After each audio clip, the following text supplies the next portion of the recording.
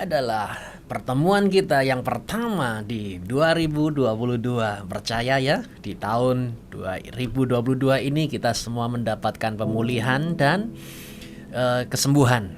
Dan saya percaya bagi Tuhan tidak ada yang mustahil. Anda semua mengalami keajaiban dalam Kristus Yesus Tuhan kita.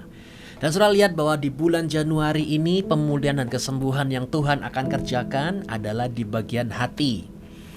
Saudara tahu heart treatment. Percayalah bahwa yang sakit akan disembuhkan, yang terbelenggu akan dilepaskan, yang terikat akan dibebaskan, terutama di bagian hati. Apakah saat ini Anda memiliki hati yang terluka, hati yang tergores, sehingga hati tersebut memancarkan kehidupan yang tidak semestinya, kesedihan, duka cita, cemas, khawatir, dan lain sebagainya. Tapi saudara tahu bahwa akar permasalahannya adalah dari hati. Nah, saudara, bahwa di dalam Yesaya 61 ayat pertama berkata begini, Roh Yahweh Elohim ada padaku, karena Yahweh telah mengurapi aku untuk menyampaikan kabar baik kepada yang miskin. Dia mengutus aku untuk menyembuhkan apa? Hati yang terluka, untuk memberitakan pembebasan kepada para tawanan dan kepada orang-orang yang terkurung, kebebasan dari penjara. Menyembuhkan hati yang terluka. Anda lihat kabar baik yang telah Tuhan sampaikan kepada kita semua ini dapat menyembuhkan hati yang terluka.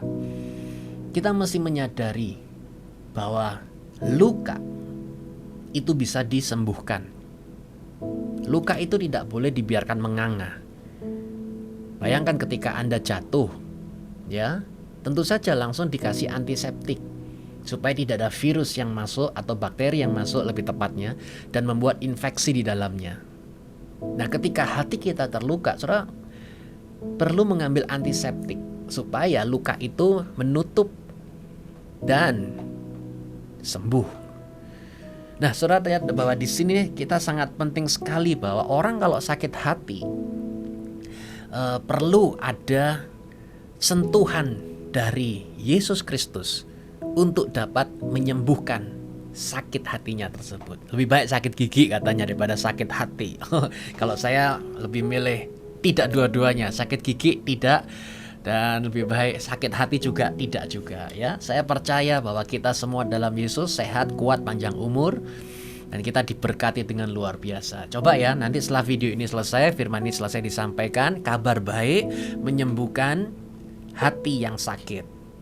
Coba kabar baik apa yang pernah Anda dengar sehingga hati Anda yang tadinya luka itu dapat disembuhkan atau dilegakan. Coba nanti kita akan sharing dan kita akan menceritakan pengalaman pribadi kita masing-masing bersama. Karena inilah saatnya dimana kita bukan mendengarkan firman satu arah, tetapi oleh karena Anda dipandu oleh leader saudara atau gembala saudara di dalam Family Blessing, Anda bisa saling menguatkan satu dengan yang lainnya. Ya, silakan sharing. Nah, sekarang saudara, hati itu adalah sumber kehidupan. The source of life is in your heart. Jika dari hati itu sudah tidak benar atau kacau atau rusak, maka hidupan kita itu juga akan rusak. Coba kita baca ayat lagi, Amsal 4 ayat 23. Peliharalah hatimu dengan segala kewaspadaan, karena disitulah sumber kehidupan. Sumber kehidupan itu dari hati. Nah, sekarang bagaimana dengan hati kita saat ini? Apakah kita ada benci dan kita merasa dendam, merasa tidak enakan?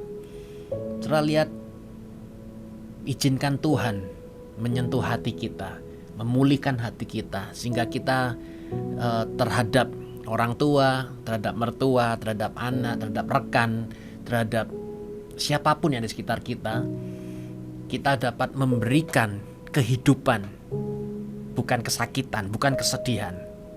Ya.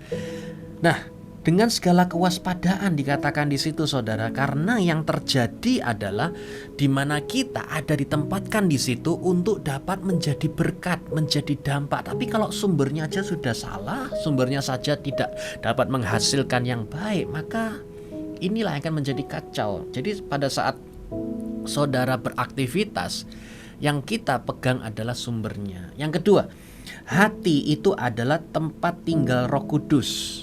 Ya, tempat tinggal Roh Kudus ada di hati. 2 Korintus 1 ayat 22 berkata gini, Dia juga telah memateraikan kita dan memberikan jaminan roh di dalam hati kita.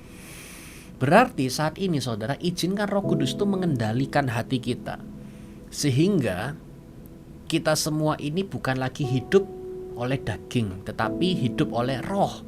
Karena Roh Kudus yang membawa kita semua menuju kepada rancangan Tuhan yang sempurna.